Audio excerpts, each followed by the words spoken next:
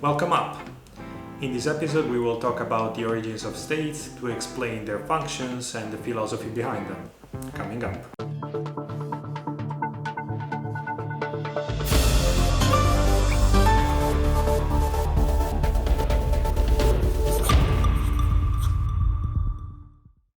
Hello, I'm Understanding Politics, and in this channel I explain political theories and debates to students as well as curious and passionate people just like you.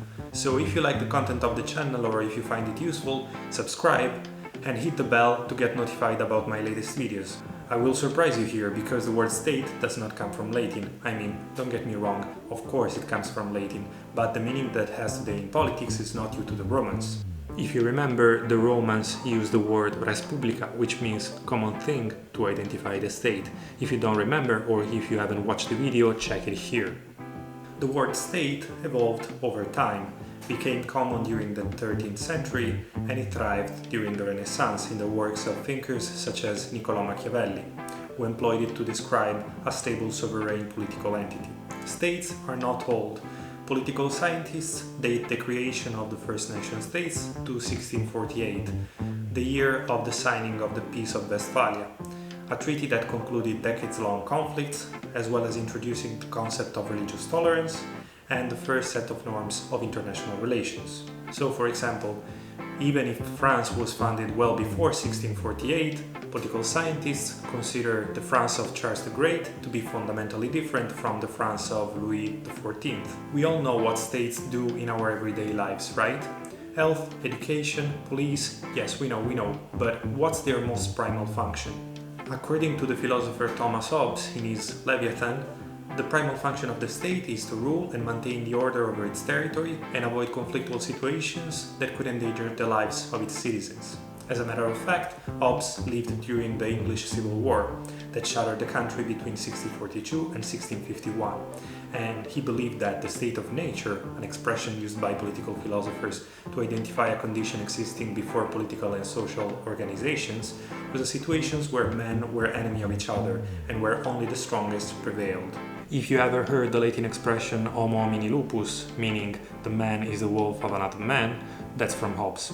At some point in time, men living in this state of nature realized that the situation was unsustainable, and there was the necessity to sign a social contract where all men gave up their personal power, gifting it to the Leviathan, an entity that will rule above all of them in exchange of peace and security. The Leviathan, the state, is then a monster. The word comes in fact from the biblical sea beast, and is created by citizens, in Hobbes' interpretation, to avoid falling again in the state of nature. Nowadays, at least in international law, the state is one of the easiest things to define. It is an organization composed by three elements: a territory, a sovereign government, and a people. The lack of one of these three indicators undermines the identification of an organization as state. Clearly, the topic is extremely controversial, or we could say political, because states have a practice to recognize their peers, and this is a way for them to be passive-aggressive towards chaps they don't like. As in 2020, in the UN there are 193 official states and 2 observers: the Holy See, holy smoke, and the State of Palestine. As we speak, there may be other states created in some parts of the world, and in case you're asking yourself, yes, I'm referring to Pretoria. What's going on? Did the city give you the permit? No, we're not part of the city. We're not even part of this country. And that makes us our own country. What are you talking about? Thanks to a technicality, we have the right to secede from the U.S. From this day forth, this territory will be known as Pretoria. I was going to call it Peterland, but that gay bar down by the airport already took it. So, to make an example, Kosovo is a state that emerged in 1999, seceding from the Federal Republic of Yugoslavia, that back then was constituted by Serbia, Montenegro and Kosovo. Nowadays, Kosovo has a people, has a territory, and a government that exercises sovereign power. But in the past, Kosovo obtained its independence through the efforts of the Kosovo Liberation Army, that had been assisted by NATO. Serbia, the successor state of the Federal Republic of Yugoslavia, does not recognize Kosovo, along with a series of states that lived a similar situation. Does this make Kosovo something less than a state?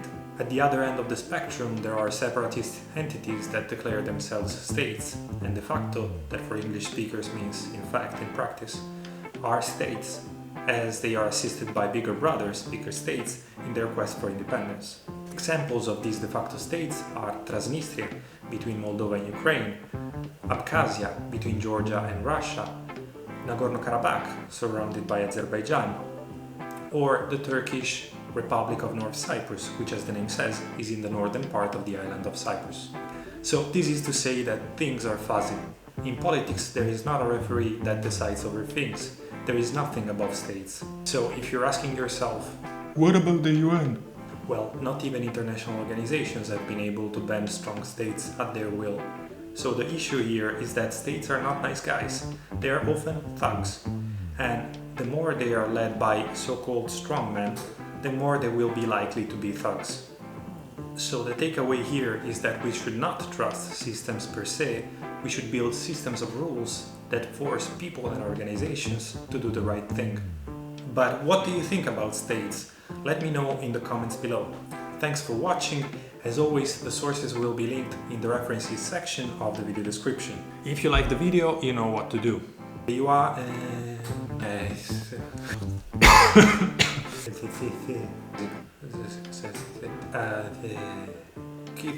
Asking yourself.